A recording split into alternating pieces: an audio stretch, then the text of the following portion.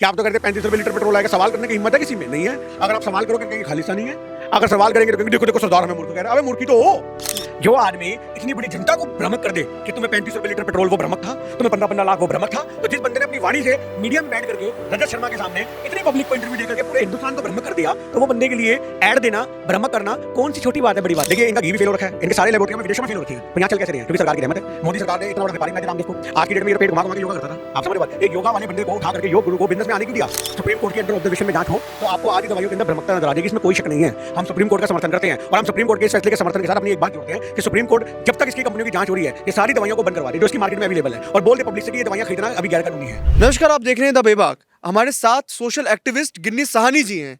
गिन्नी साहनी से आज पूछेंगे हम उन तमाम खबरों पे लेंगे नज़र जो आज टिप्पणी दी है सुप्रीम कोर्ट ने बाबा रामदेव के ऊपर। सर, बाबा रामदेव के ऊपर जो है टिप्पणी आई है कि एड्स को बंद कर देना चाहिए, जो एड्स भ्रमित करता हो दर्शकों को। क्या ऐसे एड्स आपको लगता है? क्योंकि आज तक बाबा रामदेव जो ऐड दे रहे थे, जैसे कोरोनिल का हो गया या अलग अलग पदार्थ था, और लोगों को भी ये लगता है कि उनका देसी है। देखिए सबसे बड़ी बात यह है कि आज की डेट में सारी एड एजेंसियां भ्रमक करने की काम करती हैं। आप मुझे एक एड एजेंसी बता दो जो एक स्पष्ट बताती हो। अब फेयर एंड लवली लगाओ गोरे हो जाएंगे, बैंगन 5 रुपए में गोरा हो रहा है, जिसकी चमड़ी काली है वो कैसे गोरा हो जाएगा भाई साहब? बड़ी बड़ी आज की डेट में जो लेज़र इतनी वो होती हैं, सर्जरियाँ होती हैं, लाखों रुपए डॉक्टर ले लेते हैं गोरा करने के, तो वो क्रीमें 5-5 में नहीं कर देंगे फिर? तो फिर क्या लोड़ है ऐसे बड़े बड़े डॉक्टरों की? तो बेसिकली मुद्दा यहाँ पर ये है कि एड एजेंसियाँ भ्रमक इसलिए करती है क्योंकि लोगों ने अपनी बुद्धि गिरवी रख दी है।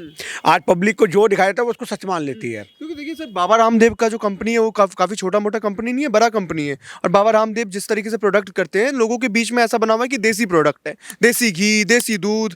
देखिए इनका घी भी फेल हो रखा है, इनके सारे लेबोरेटरियों में विदेशों में फेल हो रखे हैं, तो यहाँ चल कैसे रहे हैं? क्योंकि सरकार की रहमत है।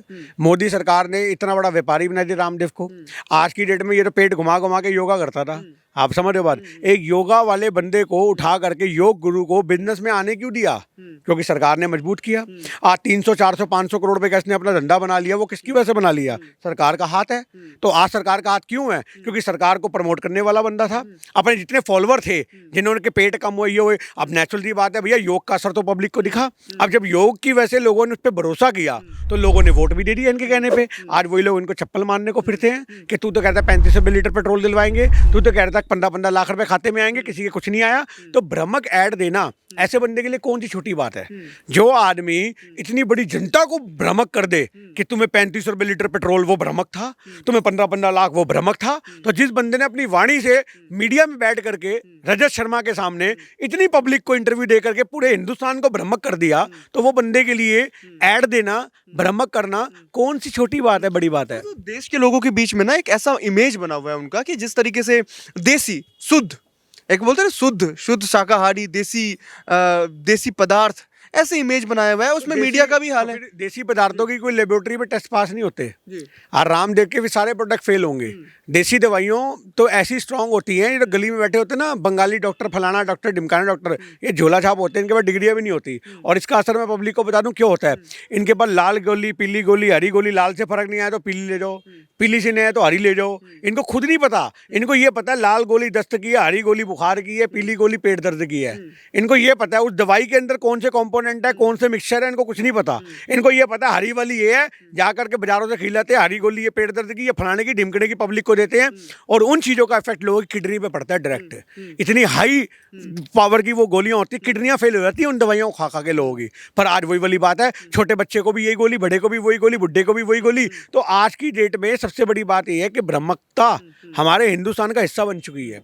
आप भ्रमकता को ऐड से मत लो। लोग भ्रमिक हैं, लोग सस्ते के चक्कर में पड़ते हैं। आज ऐड में देखते हैं कि ये देखो, ये रामदेव का घी निकलता हुआ शुद्ध देसी घी है। आपने कहीं वहां बनता हुआ देखा? आपने कुछ देखा ऐसा कि रामदेव ने बताया हो? डब्बों में पैक हो रहा है विदेश, जहां से मतलब आज की डेट में ये खुला माल तैयार होता है। यही पूमा का प्रोडक्ट है, यही नाइकी का प्रोडक्ट है, यही रिबॉक का प्रोडक्ट है। लेबल लगते हैं जी, बनाने वाले आपके और हमारे ऐसे लोग होते हैं। तो जहां से रामदेव ये घी बढ़ता है ना, वही पराग वाले ले रहे हैं, वही रामदेव वाला प्रोडक्ट ले रहे हैं, वही अमूल वाले ले रहे हैं। ये एक कॉमन बात हो चुकी है। इसमें कहीं ना कहीं मीडिया का एक रोल है, एक अहम रोल है। क्योंकि अगर आप देखिए मीडिया चैनल्स, नेशनल मीडिया उठा के देखें तो आप जानेंगे कि वहाँ पे बड़े बड़े प्रचार, बड़े बड़े एड्स आज भी पतंजलि का चलता रहता है, जिस तरीके से देखा गया। और देखिए कोरोना का जब टाइम आया था तो कोरोनिल करके एक दवाई आई थी जिसमें कहा गया था कि भाई ये खाएंगे तो उससे कोरोना होने का चांसेस कम है।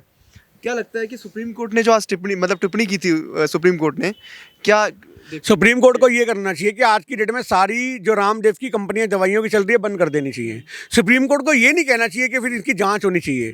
भैया जांच में 2 हफ्ते में पता नहीं कितने लोग और मर जाएंगे, दवाइयां खाने से कितनों को और नुकसान होगा। अगर पूरे नहीं मरते तो किडनियां, जो मैंने आपको एग्जाम्पल ली, डैमेज होने वाली प्रॉब्लम होगी, क्योंकि दवाइयां धीरे धीरे स्लो पॉइजन काम करती हैं।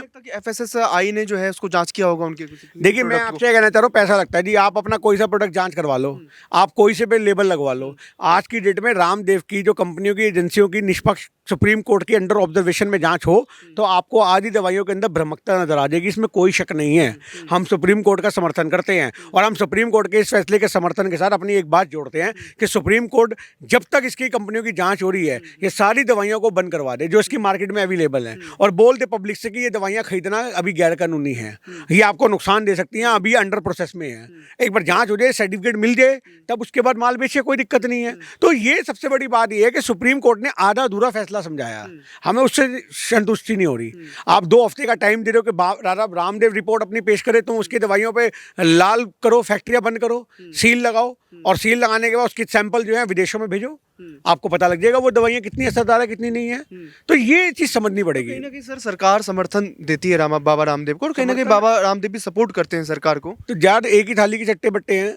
सरकार बनाने में 2014 में रामदेव का बहुत बड़ा रोल था। सलवार पहन के भागा था, यही आर्मी था जो प्रदर्शन करता अन्ना हजारे के साथ मिलकर के।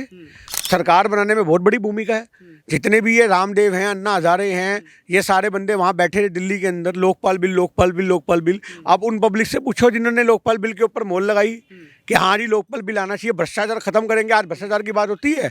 जो सरकार 2014 में केजरीवाल साहब हो या मोदी सरकार हो, भ्रष्टाचार को मुद्दा बना के सरकारें बनाई थी इन्होंने।